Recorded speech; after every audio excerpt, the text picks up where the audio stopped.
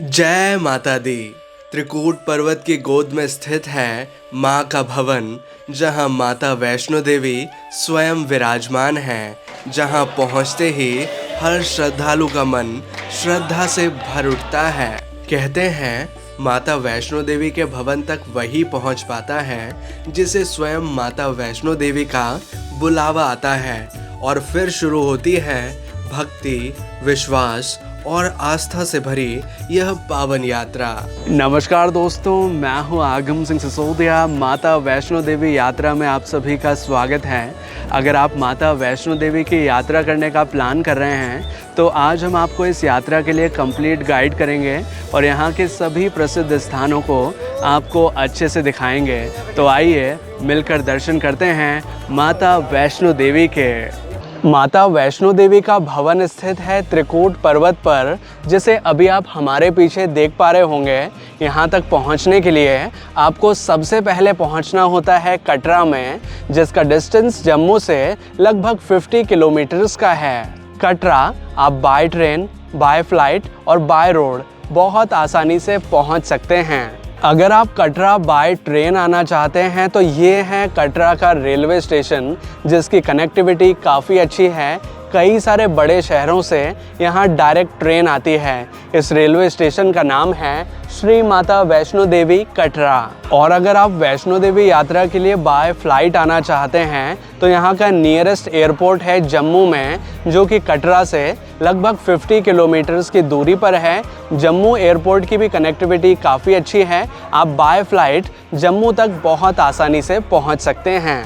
और अगर आप कटरा बाय बस आना चाहते हैं तो ये है कटरा का बस स्टैंड, जिसे कटरा का सेंटर एरिया भी कहा जाता है। यहाँ तक जम्मू से डायरेक्टली बसेस आती हैं, तो आप बाय बस भी कटरा तक आसानी से पहुँच सकते हैं। अब बात करें स्टे फैसिलिटी के बारे में कि कटरा में आप कहाँ पर रुक सकते हैं, तो कटरा रेलवे स्टेशन और कटरा बस स्टैंड के आसपास आप देखेंगे तो आपको कई सारे होटल्स नज़र आएंगे, जो कि लो बजट से लेकर हाई बजट तक अवेलेबल होते हैं। तो आप अपनी सुविधा के हिसाब से, अपने बजट के हिसाब से यहाँ पर रुक सकते हैं। लेकिन अगर आपको कटरा में स्टे नहीं करना है, सिर्फ आपको अपना सामान यहाँ पर रखना है या फिर फ्रेशन अप होने के लिए कुछ घंटों के लिए आपको होटल्स चाहिए, तो उस तरह की सुविधा भी यहाँ पर अवेलेबल हैं। यहाँ कई सारे लॉकर्स बने हुए हैं जहाँ पर आप अपना सामान डिपॉजिट करा सकते हैं। साथ ही फ्रेशन अप होने के लिए आर्ली बेसिस पर आपको होटल्स भी यहाँ पर अवेलेबल हो जाते हैं। कटरा में जिस होटल में हम रुकने वाले हैं इसका नाम है वैष्णो देवी हाइट्स, जो कि एक काफ़ी अच्छा होटल है। और इस होटल के जिस रूम में हम रुकने वाले हैं उसका टूर मैं आपको कराना चाहूँगा। ये है हमारा होटल रूम, जो कि एक डीलक्स रूम है। इसे आप देख पाएंगे, इसमें साफ़ सफाई का बहुत अच्छे से ख्याल रखा गया है। साथ ही ज़रूरत की वो सारी चीज़ें प्रोवाइड की गई हैं जो कि हमारे स्टे को कंफर्टेबल बनाती हैं। वैष्णो देवी यात्रा हम कर रहे हैं वे फॉर ट्रैवल्स कंपनी के साथ, जिन्होंने हमारी सारी सुविधाओं का इंतज़ाम किया है। लेकिन अगर आप इस होटल में रुकते हैं तो लगभग आपका एक दिन का चार्ज लगेगा 2600 रुपये का। माता वैष्णो देवी की यात्रा की शुरुआत करने से पहले हमें यात्रा रजिस्ट्रेशन करवाना होता है, जो कि होता है यात्रा रजिस्ट्रेशन काउंटर कटरा से। ये रजिस्ट्रेशन काउंटर स्थित है कटरा बस स्टैंड के पास में, जिसके पास में अभी हम खड़े हुए हैं। यहाँ पर रजिस्ट्रेशन करवाने पर कुछ इस तरह का आईडी कार्ड दिया जाता है, जिसे हमें ऊपर शो करना होता है जब हम चढ़ाई करते हैं, और फिर हम माता के दर्शन कर पाते हैं। ये जो यात्रा रजिस्ट्रेशन काउंटर है, इसका डिस्टेंस कटरा रेलवे स्टेशन से लगभग 1.5 किलोमीटर्स का है। रजिस्ट्रेशन काउंटर तक आप किसी भी साधन से आसानी से पहुंच सकते हैं, और रजिस्ट्रेशन करवाने के लिए आपको अपना आधार कार्ड यहाँ शो करना होता है, और उसके बाद ही आपको कुछ इस तरह का कार्ड दिया जाता है। माता वैष्णो देवी यात्रा के लिए हम जिस मार्ग से गुजरते हैं उसी पर आता है कटरा का लोकल मार्केट एरिया। अगर आप यहाँ से कुछ शॉपिंग करना चाहते हैं तो कुछ रिकमेंडेशन मैं आपको देना चाहूँगा कि शॉपिंग आप उतरते वक्त करें। अगर आप चढ़ाई वाले समय पर शॉपिंग करेंगे तो आपको वो जो सामान है उसका वज़न भी ऊपर कैरी करके ले जाना होगा, और वो आपके लिए थोड़ी मुश्किल पैदा कर सकता है। तो जब आप वापस नीचे आएँ तब आप शॉपिंग करें तो वो आपके लिए ज़्यादा बेस्ट रहेगा। अब बात करें कटरा के खान पान की, तो यहाँ पर कई सारे रेस्टोरेंट्स और ढाबे बने हुए हैं जहाँ पर शुद्ध शाकाहारी भोजन मिलता है। यहाँ पर खाने की एक और विशेषता है कि बिना लहसुन प्याज का खाना मिलता है, जो कि बिल्कुल प्योर वेजिटेरियन होता है और खाना बहुत ही कम दाम में उपलब्ध हो जाता है, जिसे आप यहाँ ट्राई कर सकते हैं। अब हम पहुँच चुके हैं माता वैष्णो देवी यात्रा के मुख्य स्टार्टिंग पॉइंट पर। यहाँ पर आप हमारे पीछे देखेंगे तो ये है स्वागत द्वार, जहाँ से ट्रैक की शुरुआत होती है। इस द्वार से माता के भवन का डिस्टेंस है लगभग 13 किलोमीटर्स का। इस डिस्टेंस को माता वैष्णो देवी श्राइन बोर्ड की वेबसाइट पर भी मेंशन किया गया है।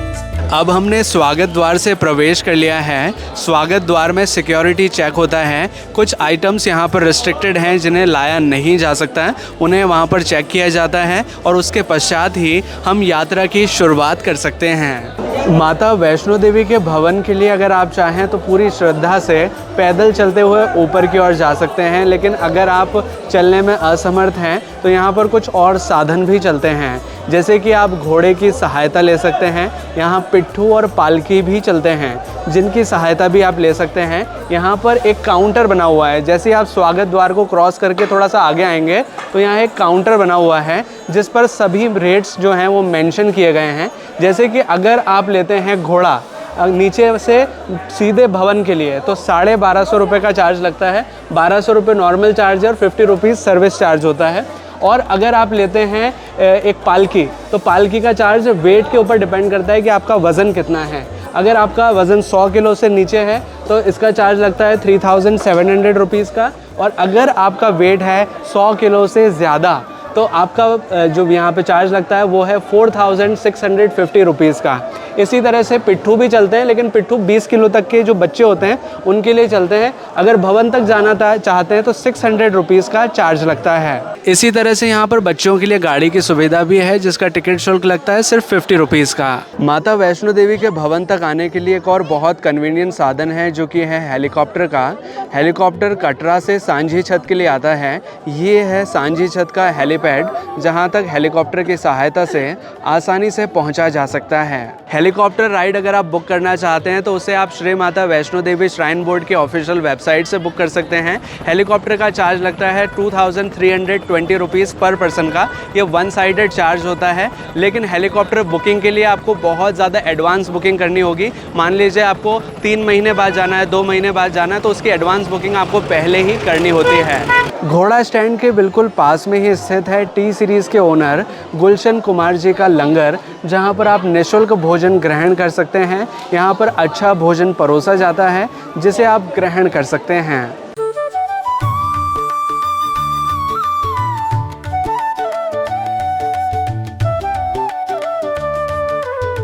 अब धीरे धीरे यात्रा में आगे बढ़ते हुए मैं आपको माँ वैष्णो देवी की पौराणिक कथा सुनाना चाहूँगा। पौराणिक कथाओं के अनुसार पुराने समय में एक प्रसिद्ध पंडित हुआ करते थे, जिनका नाम था श्रीधर पंडित। वो माता वैष्णो देवी के अनन्य भक्त थे। एक बार श्रीधर पंडित ने माता के नाम से एक विशाल भंडारा कराने का आयोजन किया, लेकिन उनके पास पर्याप्त मात्रा में धन और अन्न नहीं था।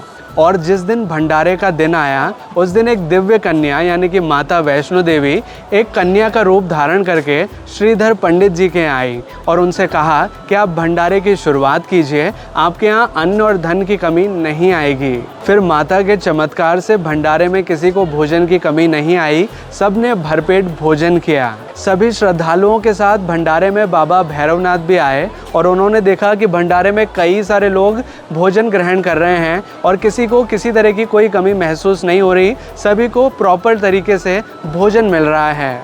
और ये देखकर बाबा भैरवनाथ चकित रह गए कि एक गरीब ब्राह्मण के घर इतना अन्न धन कैसे आया।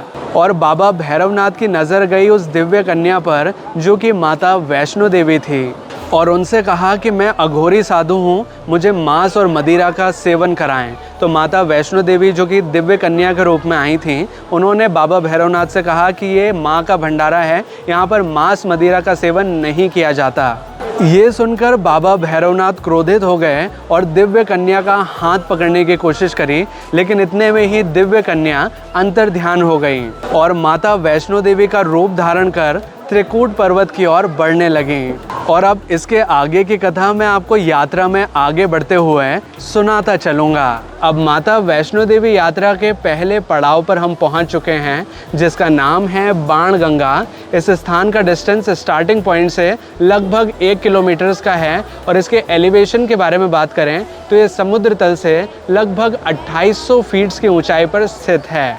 इस स्थान का पौराणिक इम्पोर्टेंस इस वजह से है क्योंकि जब माता वैष्णो देवी बाबा भैरवनाथ से बचते हुए त्रिकूट पर्वत की ओर बढ़ रही थीं तो वो इस स्थान पर रुकी थीं। उनके साथ हनुमान जी थे जिन्हें उस समय प्यास लगी थी, तो माता ने अपना एक बाण मारकर यहाँ से पानी उत्पन्न किया था। इसी वजह से इस जलधारा को बाणगंगा के नाम से जाना जाता है। कई लोग इसे बाल गंगा भी कहते हैं क्योंकि उनकी ऐसी मान्यता है कि माता वैष्णो देवी ने यहाँ पर अपने केश यानी कि अपने बाल धोए थे। इस वजह से कई लोग इसे बाल गंगा के नाम से भी जानते हैं।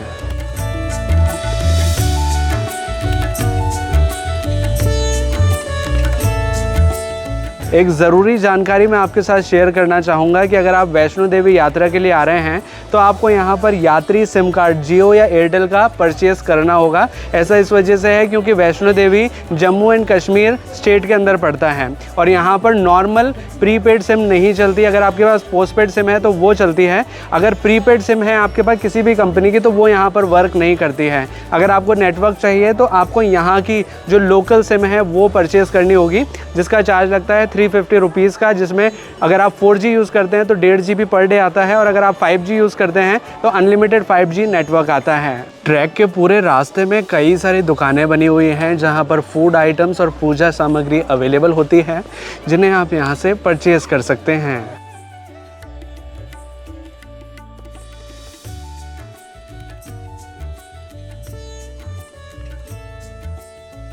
अब ट्रैक वाले रास्ते में एक बहुत ही सुंदर मंदिर आया है जिसका नाम है इच्छापूर्णा माँ वैष्णो मंदिर, जहाँ पर आप दर्शन कर सकते हैं। इस मंदिर के बाहर आप देखेंगे तो भगवान की बहुत सुंदर सुंदर प्रतिमाएं बनी हुई हैं।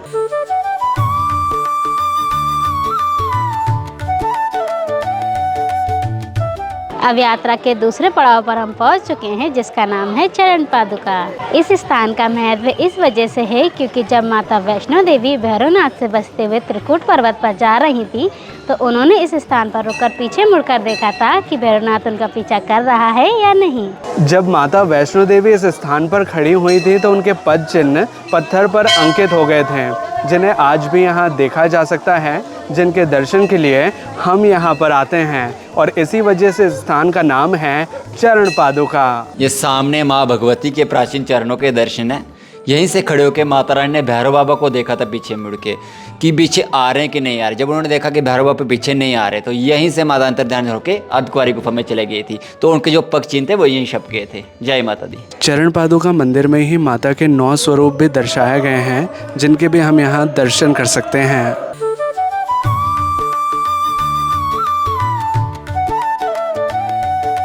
चरण पादुका मंदिर तक हमारे ट्रैक का लगभग 2.5 किलोमीटर कंप्लीट हो चुका है। इस स्थान का एलिवेशन समुद्र तल से लगभग 3380 फीट्स का है। अब मंदिर में दर्शन करने के बाद हम आगे बढ़ेंगे इस यात्रा को कंटिन्यू करते हुए।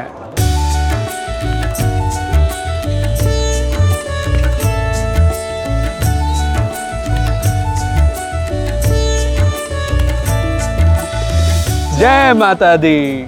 अब यात्रा करते हुए बीच में एक पॉइंट आया है जहाँ से 2 रास्ते फटते हैं। एक रास्ता है सीढ़ियों वाला और एक रास्ता है ये स्लोप वाला। अगर आप सीढ़ियों वाले रास्ते से जाते हैं तो आपको 360 सीढ़ियाँ चढ़कर ऊपर की ओर जाना होता है। ये थोड़ा शॉर्ट रास्ता है लेकिन थोड़ा टफ है। यहाँ पर एक बोर्ड भी लगाया हुआ है, अगर किसी को दिल की बीमारी है या फिर कोई वृद्ध हैं तो वो इस रास्ते का उपयोग ना करें क्योंकि इससे थोड़ी सांस जल्दी चढ़ती है। तो अभी हम चल रहे हैं इस रास्ते को फॉलो करते हुए ऊपर की ओर क्योंकि ये थोड़ा इजी ट्रैक है।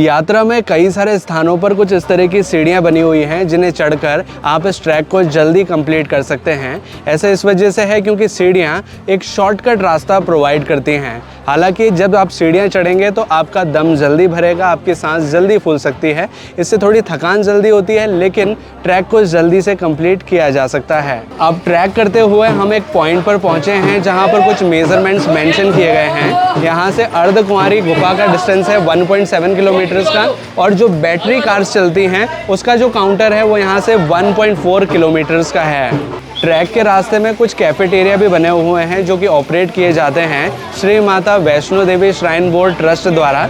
यहाँ पर कई सारी चीज़ें मिलती हैं बहुत ही रीज़नेबल रेट में, जैसे कि चाय कॉफ़ी यहाँ पर आप सिर्फ 10 रुपीज़ में ले सकते हैं।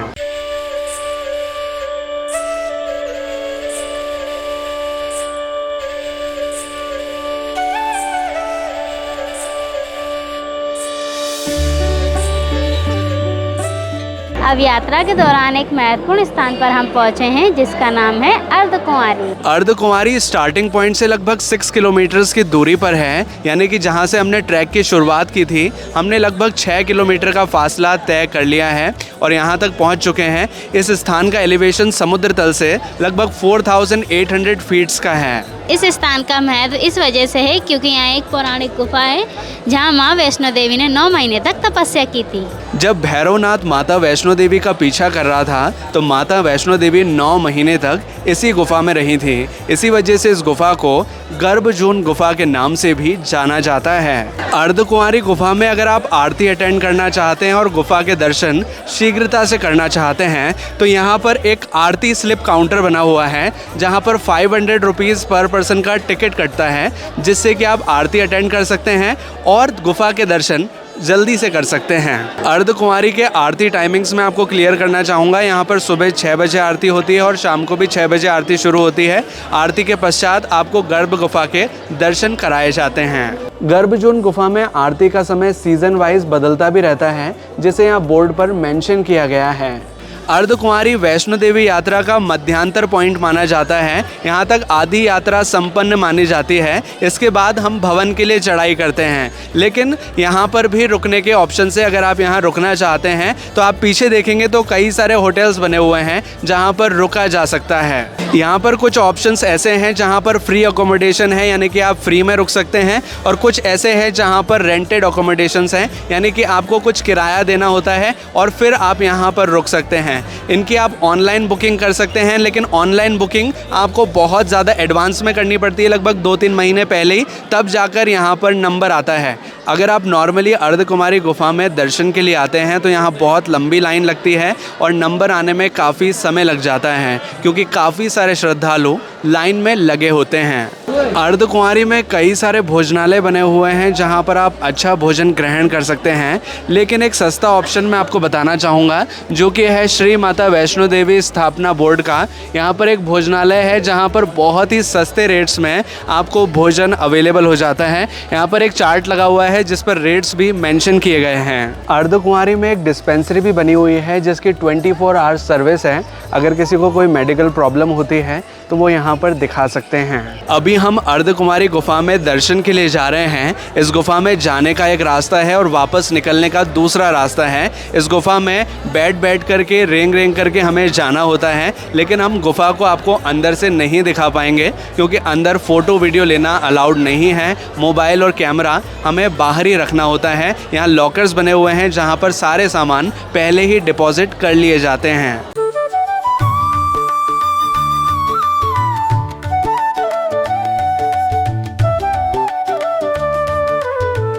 अब अर्धकुंवारी गुफा में हमने दर्शन कर लिए हैं और हम चल रहे हैं श्री माता वैष्णो देवी के भवन के लिए, जहां पर माता वैष्णो देवी साक्षात विराजमान हैं।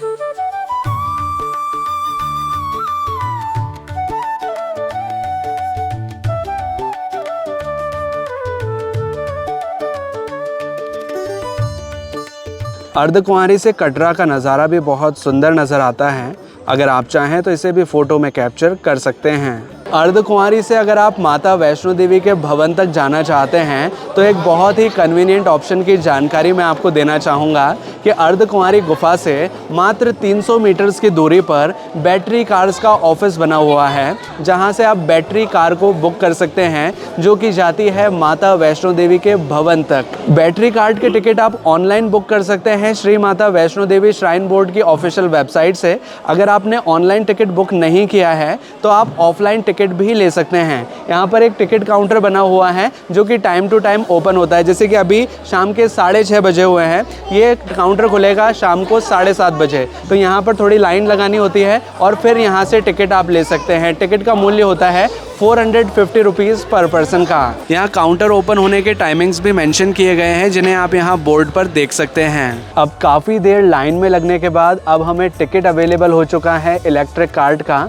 ये है हमारी गाड़ी। यहाँ पर टिकट पर गाड़ी का नंबर लिखा होता है, जैसे कि इसमें 15 नंबर लिखा है। यहाँ गाड़ी के ऊपर आप देखेंगे तो इस तरह के नंबर्स लिखे होते हैं। उस गाड़ी के पास आपको आना होता है और वही आपको लेकर जाती है भवन तक।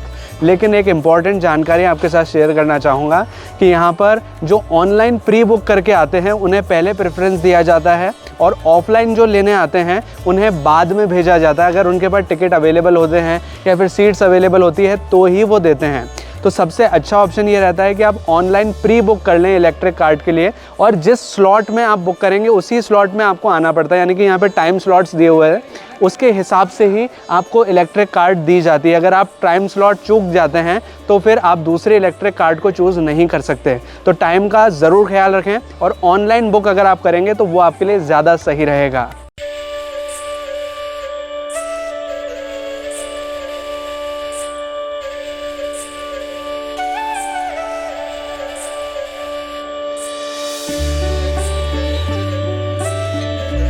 फाइनली अब हम पहुंच चुके हैं माता वैष्णो देवी के भवन के बिल्कुल पास में। इलेक्ट्रिक कार से यहां आने में ज़्यादा समय नहीं लगा, हमें लगभग 25 से 30 मिनट का समय लगा है यहाँ तक पहुँचने में। लेकिन अगर क्राउड थोड़ा ज़्यादा होता है, रास्ते पे श्रद्धालु ज़्यादा होते हैं तो थोड़ा टाइम ज़्यादा भी लग सकता है। इलेक्ट्रिक कार जहाँ हमें ड्रॉप करती है उस स्थान से अगर हम थोड़ा सा भवन की ओर चलते हैं तो रास्ते में एक पॉइंट आता है जहाँ से भवन का कुछ इस प्रकार का नज़ारा देखा जा सकता है। इस पॉइंट पर आकर आप भवन के साथ बहुत अच्छे पिक्चर्स क्लिक कर सकते हैं।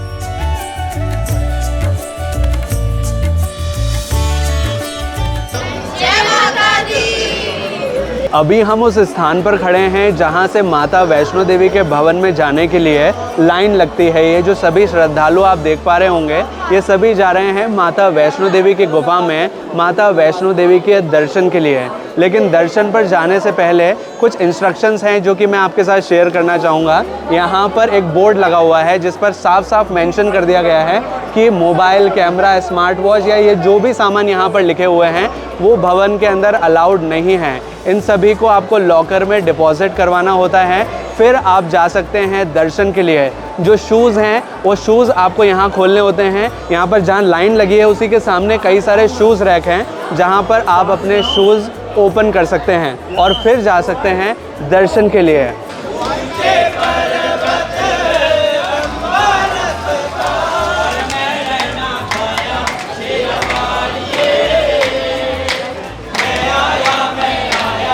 माता वैष्णो देवी के भवन के पास में कुछ इस तरह के स्मार्ट लॉकर सर्विसेज भी बने हुए हैं जिसमें कि आप अपने बैग और अपने जो कीमती सामान है वो इसमें डिपॉजिट कर सकते हैं। माता वैष्णो देवी भवन में आप दर्शन के लिए कभी भी आ सकते हैं। ये भवन साल में 365 दिन ओपन रहता है और यहाँ पर दर्शन 24 घंटे ओपन रहते हैं। चाहे दिन हो या रात आप यहाँ पर माता के दर्शन के लिए आ सकते हैं। अब हम चल रहे हैं माता वैष्णो देवी के भवन में माँ के दर्शन के लिए। माता वैष्णो देवी की गुफा में माता वैष्णो देवी 3 पिंडी रूप में विराजमान है जो कि है माँ लक्ष्मी, माँ काली और माँ सरस्वती। जिनके हम दर्शन करते हैं। माता वैष्णो देवी के भवन की पौराणिक कथा मैं आपको सुनाना चाहूँगा कि जब भैरवनाथ माता वैष्णो देवी को ढूंढते ढूंढते भवन वाली गुफा तक पहुँच गया और माता को ललकारने लगा, तो माता ने क्रोध में आकर यहीं से बाबा भैरवनाथ का वध किया था और उनका सर धड़ से अलग किया था। अब माता वैष्णो देवी के भवन में हम दर्शन करके बाहर आ चुके हैं। हमें माता वैष्णो देवी के बहुत अच्छे दर्शन हुए।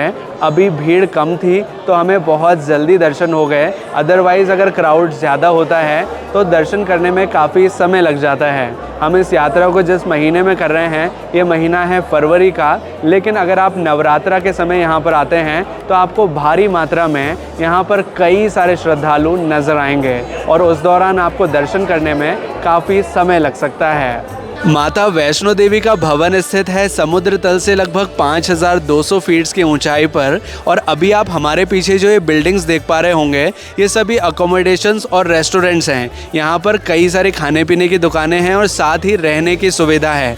यहाँ पर श्राइन बोर्ड द्वारा दी गई फैसिलिटीज़ भी है जहाँ पर आप रुक सकते हैं, जैसे कि जो श्री माता वैष्णो देवी श्राइन बोर्ड है, उनकी जो वेबसाइट है उससे आप यहाँ के अकोमोडेशंस बुक कर सकते हैं, लेकिन आपको 2-3 महीने के एडवांस में ही यहाँ बुक करने होते हैं क्योंकि बहुत ज़्यादा एडवांस में बुकिंग चलती है।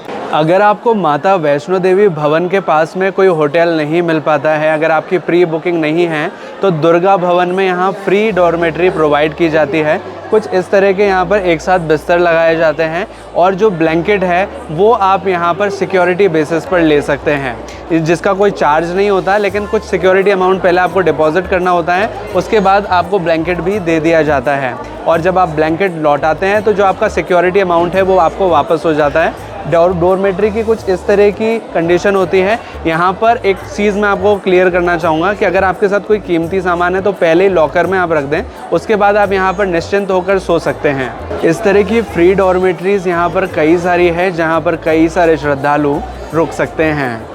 माता वैष्णो देवी के भवन के पास में कई सारे भोजनालय बने हुए हैं जिसे माता वैष्णो देवी श्राइन बोर्ड द्वारा संचालित किया जाता है। यहाँ पर काफ़ी कम दाम में अच्छा भोजन अवेलेबल हो जाता है जिसे आप यहाँ पर ग्रहण कर सकते हैं। अब सवेरा हो चुका है, रात्रि के समय हमने माता वैष्णो देवी के दर्शन कर लिए थे।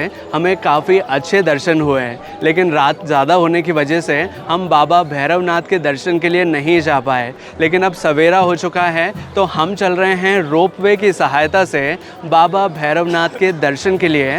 रोपवे की सहायता से भैरवनाथ मंदिर तक पहुँचने में सिर्फ 2 से 5 मिनट का समय लगता है। रोपवे का चार्ज लगता है 100 रुपीज़ पर पर्सन का, जिसमें ये अप एंड डाउन चार्जेस होते हैं, जिससे कि बहुत आसानी से हम बाबा भैरवनाथ के दर्शन के लिए जा सकते हैं। रोपवे का टिकट लेने के लिए यहाँ पर काफ़ी बड़ी लाइन लगती है और एक पर्सन को एक ही टिकट दिया जाता है। तो आपके साथ जितने भी फैमिली मेम्बर्स हों, आपको सभी को लाइन में लगना होगा टिकट लेने के लिए।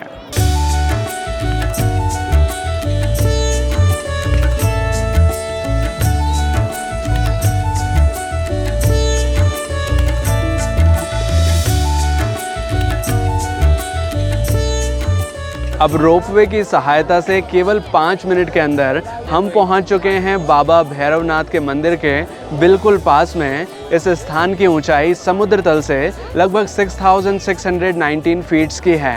बाबा भैरवनाथ के मंदिर का महत्व इस वजह से है क्योंकि पौराणिक कथा के अनुसार जब माता वैष्णो देवी ने बाबा भैरवनाथ का सिर काटा था तो बाबा भैरवनाथ का सिर यहीं पर आकर गिरा था। जब बाबा भैरवनाथ का सर यहाँ पर कटकर गिरा तो सर बार बार माँ माँ पुकारने लगा और माता वैष्णो देवी से उन्होंने क्षमा याचना की। माता ने उन्हें क्षमा किया और वरदान दिया कि जो भी भक्त मेरे दर्शन के लिए भवन में आएंगे उन्हें आपके भी दर्शन करने होंगे, तभी ये यात्रा संपन्न मानी जाएगी।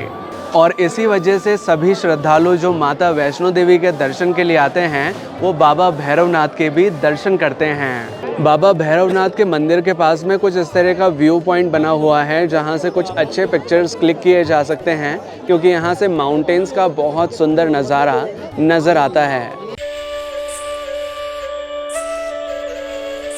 माता वैष्णो देवी और भैरव बाबा के दर्शन करने के बाद अगर आप वापस कटरा की ओर जाना चाहते हैं तो ई कार्ड की फैसिलिटी डाउन साइड के लिए भी अवेलेबल है। टिकट मिलना डिपेंड करता है अवेलेबिलिटी पे कि अगर टिकट्स अवेलेबल होंगे तो ही आपको मिल पाएंगे। ऑनलाइन टिकट्स वालों को पहले प्रेफरेंस दिया जाता है और फिर बचे हुए टिकट्स ऑफलाइन की तरह डिस्ट्रीब्यूट किए जाते हैं। डाउन साइड जाने का टिकट मात्र 300 रुपीज़ पर पर्सन का है बैटरी कार का, जबकि जब हम ऊपर की ओर आते हैं बैटरी कार की सहायता से तो 450 रुपीज़ पर पर्सन का चार्ज लगता है। वैष्णो देवी यात्रा अगर आप कटरा से भवन तक पैदल करना चाहते हैं तो लगभग 6 से 7 घंटे का समय आपको लगेगा, और अगर आप वापस भवन से कटरा के लिए आना चाहते हैं पैदल तो आपको लगभग 3 से 4 घंटे का समय लगेगा। यात्रा मार्ग में कई सारे ऐसे स्टूडियोज बने हुए हैं जहां पर माता वैष्णो देवी के आप दर्शन कर सकते हैं और साथ ही पिक्चर्स क्लिक करा सकते हैं। यहां पर फोटोज़ क्लिक कराने के चार्जेस अलग अलग होते हैं डिपेंडिंग अपॉन द साइज़ कि आप किस साइज़ का फ़ोटो क्लिक कराना चाह रहे हैं या फिर प्रिंट करवाना चाह रहे हैं। अगर आप छोटा क्लिक कराते हैं तो 100 रुपीज़, उससे बड़ा 150 और 200 रुपये, इस तरह के अलग अलग चार्जेस के हिसाब से यहाँ पर आप फ़ोटोज़ क्लिक करा सकते हैं। अभी हम हैं कटरा लोकल मार्केट एरिया में। यहाँ पर एक बड़ा सा बाज़ार है जिसमें कई सारी ड्राई फ्रूट्स की दुकानें हैं, वूलन क्लॉथ्स की दुकानें हैं और प्रसाद सामग्री की दुकानें हैं। अगर आप यहाँ से कुछ चीज़ें परचेज़ करना चाहते हैं तो कर सकते हैं। यहाँ पर माता वैष्णो देवी की तस्वीरें भी मिलती हैं जिन्हें भी आप यहाँ से ले सकते हैं और अपने घर ले जाकर उनकी पूजा अर्चना कर सकते हैं। प्रसादी के लिए भी कई सारी दुकानें लगी हुई हैं और अगर बच्चे आपके साथ आते हैं तो टॉय शॉप्स भी आपको कई सारी नज़र आएंगी। वैष्णो देवी यात्रा के साथ अगर आप चाहें तो कुछ और प्रसिद्ध स्थानों को अपनी यात्रा में शामिल कर सकते हैं, जैसे कि आप जा सकते हैं शिव खोड़ी गुफा में भगवान शिव के दर्शन के लिए। आप पटनी टॉप को भी अपनी यात्रा में इंक्लूड कर सकते हैं जो कि एक खूबसूरत हिल स्टेशन है। और अगर चाहें तो हिमाचल प्रदेश के 5 शक्तिपीठ दर्शन के लिए भी जा सकते हैं। और अगर आपके पास थोड़े ज़्यादा दिन है तो आप कश्मीर घूमने के लिए भी जा सकते हैं। इन सभी स्थानों की यात्रा आप प्लान कर सकते हैं वे फॉर ट्रैवल्स कंपनी के साथ, जिसमें आपको सारी सुविधाएं इंक्लूडेड मिलेंगी। वे फॉर ट्रैवल्स कंपनी के कॉन्टैक्ट डिटेल्स हमने डिस्क्रिप्शन में दिए हुए हैं, साथ ही पिंड कमेंट में पिन भी कर दिए हैं। वहां से आप कंपनी के साथ कॉन्टैक्ट कर सकते हैं और अपना टूर पैकेज बुक कर सकते हैं। और अगर आप हिमाचल प्रदेश के 5 देवी दर्शन का कंप्लीट वीडियो देखना चाहते हैं तो हमारे चैनल पर वो वीडियो कम्प्लीटली अवेलेबल है। अगर आप वीडियो को देखना चाहते हैं तो उसका लिंक आई बटन और डिस्क्रिप्शन में हमने दिया हुआ है। तो ये थी हमारी यात्रा माता वैष्णो देवी की, जिसका अनुभव हमारा काफ़ी अच्छा रहा। आपको ये अनुभव कैसा लगा कमेंट करके ज़रूर बताइए। अगर आपको ये वीडियो अच्छा लगा है तो प्लीज़ वीडियो को लाइक कीजिए, इसे शेयर ज़रूर कीजिए अपने दोस्तों और अपने फैमिली मेम्बर्स के साथ। और अगर आपने चैनल अभी तक सब्सक्राइब नहीं किया है तो प्लीज़ चैनल को सब्सक्राइब कीजिए, बेल आइकन को दबाकर ऑल पे प्रेस कीजिए ताकि इसी तरह के वीडियो नोटिफिकेशंस आपको आगे भी मिलते रहें।